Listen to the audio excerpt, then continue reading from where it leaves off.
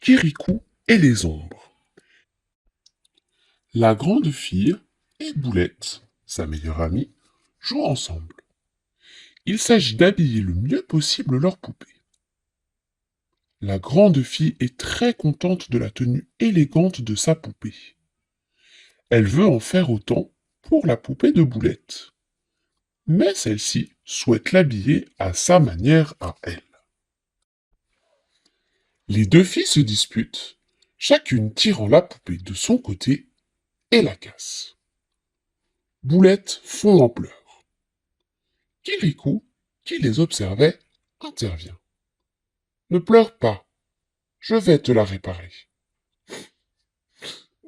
Tu es trop petit pour réparer une poupée, pleurniche encore Boulette.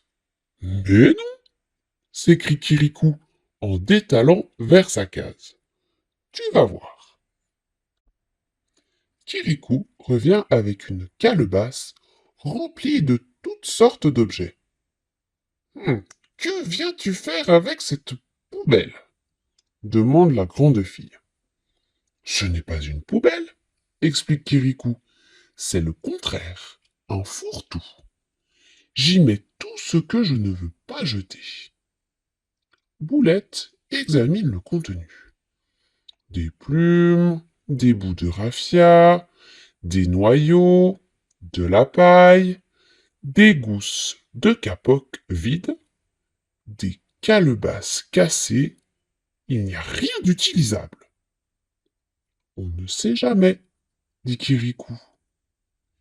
Et il raccommode la poupée avec les bouts de tissu de son fourre-tout. Elle est toute tordue, hein, critique Boulette. Kirikou acquiesce. Mais il ne se décourage pas et réessaie. Pas la peine, dit la grande fille. Tu n'y arriveras pas. Si je recommence plusieurs fois, j'y arriverai, rétorque Kirikou. Mais j'ai mieux à faire. Une nouvelle poupée. Kirikou fouille dans son fourre-tout, en sort de la paille, du raffia, de haricots noirs, des brindilles. Les filles sont intriguées. D'autres enfants viennent voir ce que Kirikou fabrique encore. En peu de temps, les déchets sortis de la réserve de Kirikou ont disparu, transformés en poupées rigolotes. Les enfants applaudissent. Cette poupée est trop petite, grogne Boulette et la grande fille. Et elle fouille dans le fourre-tout de Kirikou pour en fabriquer une autre. Le grand garçon se joint à elle. Tous les enfants sont autour. Hé, du calme, s'exclame Kirikou. Vous pouvez prendre 2 ou 3 choses. Mais il ne va pas y en avoir pour tout le monde. Faites-vous un fourre-tout à vous, avec toutes ces choses que l'on jette d'habitude, mais qui pourraient servir. On ne sait jamais. Les enfants s'affairent dans le village, à la recherche de tout ce qu'on néglige, mais qui pourrait servir. On ne sait jamais. Pendant ce temps, Kirikou continue à confectionner des figurines. Les enfants reviennent, chacun avec sa calebasse remplie d'objets hétéroclites. Il n'y a pas que les poupées, dit Kirikou. On peut aussi confectionner des guerriers, des animaux, des monstres, des fétiches. Excités par tout ce que Kirikou peut faire avec presque rien, les enfants imaginent et fabriquent à leur tour toutes sortes de personnages. Puis ils jouent avec eux et inventent des histoires. Le soleil se couche. Une femme allume son feu. Oh, il va falloir s'arrêter, regrette Kirikou. On jouait si bien. Mais la mère de Kirikou, qui observait les enfants, intervient. Au contraire, avec la nuit, vous jouerez encore mieux.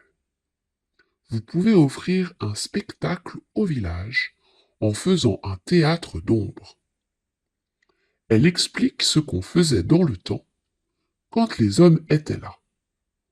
On tendait un grand pagne devant un bon feu. Des hommes se cachaient plus bas que le drap et ne montraient que leurs mains ou des marionnettes qu'ils tenaient et faisaient bouger. De l'autre côté du drap, les spectateurs ne voyaient que les ombres des personnages qui n'étaient pas vrais, mais auxquels ils croyaient passionnément le temps de l'histoire racontée. C'était magique. Oh oui, s'exclame Kirikou. Faisons un théâtre d'ombre. Dans son domaine gris et noir, Caraba la sorcière appelle. Fétiche Pierre! D'un gros caillou sortent des pattes, des bras, une tête, comme de la carapace d'une tortue monstrueuse. Le fétiche Pierre se hâte de ses 6 pattes jusqu'à sa maîtresse. À la faveur de la nuit, tu iras au village, sans que l'on te voie, et le moment venu, quand personne ne se méfiera, saisis-toi de Kirikou et ramène-le-moi, mort ou vif. Les enfants sont enthousiasmés par l'idée de faire un spectacle avec tous les personnages qu'ils ont confectionnés. Ils dînent à la hâte et se mettent au travail, aidés par l'oncle et la mère. L'oncle plante 2 longues lances de chaque côté du banc du vieillard et fixe en haut une lance horizontale. La mère y tend un grand pagne clair. Les enfants s'accroupissent derrière. C'est bien, on ne les voit plus. Le vieillard intervient. Mais que faites-vous avec mon banc? La nuit, tu n'es pas assis sur ce banc, dit la mère. Les enfants font un théâtre d'ombre, comme dans le temps. Cela fera plaisir à tout le monde. Le vieillard grogne, pendant que les enfants discutent à voix basse de l'histoire, font des essais. Les ombres sur l'étoffe sont magnifiques. Kirikou observe que lorsqu'on éloigne les marionnettes de la toile vers la lumière du feu, les ombres grandissent. Ils vont pouvoir faire une souris qui deviendra grosse comme un éléphant. Ça y est, ils sont prêts. Kirikou se précipite et crie dans tous les coins du village. Attention, mesdames et messieurs, dans quelques instants, la grande représentation théâtrale va commencer. Du rire, du drame, de l'épouvante, du rêve, à ne manquer sous aucun prétexte. Les villageois, impatients de découvrir ce que les enfants ont comploté toute la journée, se précipitent et s'installent joyeusement devant l'écran. Et le spectacle commence. Les enfants, accroupis derrière le banc, s'embrouillent un peu, mais c'est un succès. Plus les jeunes marionnettistes se trompent, plus le public est heureux. Kirikou se démène. Mais, au milieu des rires et des applaudissements, il lui semble entendre un petit bruit qui ne fait pas partie de la fête. Il regarde alors discrètement par le côté du banc. La route est vide, à part un caillou. Un gros caillou sur la route? Se demande Kirikou. Mais il n'y en a pas d'habitude. Et il regarde de nouveau sur le côté. Non seulement il y a un gros caillou sur la route, mais en plus, ce caillou a avancé. Caraba a encore envoyé un fétiche sous une forme qui n'attire pas l'attention. Il faut agir. Vite! Continuez à jouer et ne paniquez pas, dit-il aux autres marionnettistes à voix basse. Un fétiche bien déguisé est en train d'entrer dans le village. Nous allons lui faire peur en apparaissant nous-mêmes en ombre et en devenant des géants. Je commence, puis faites comme moi.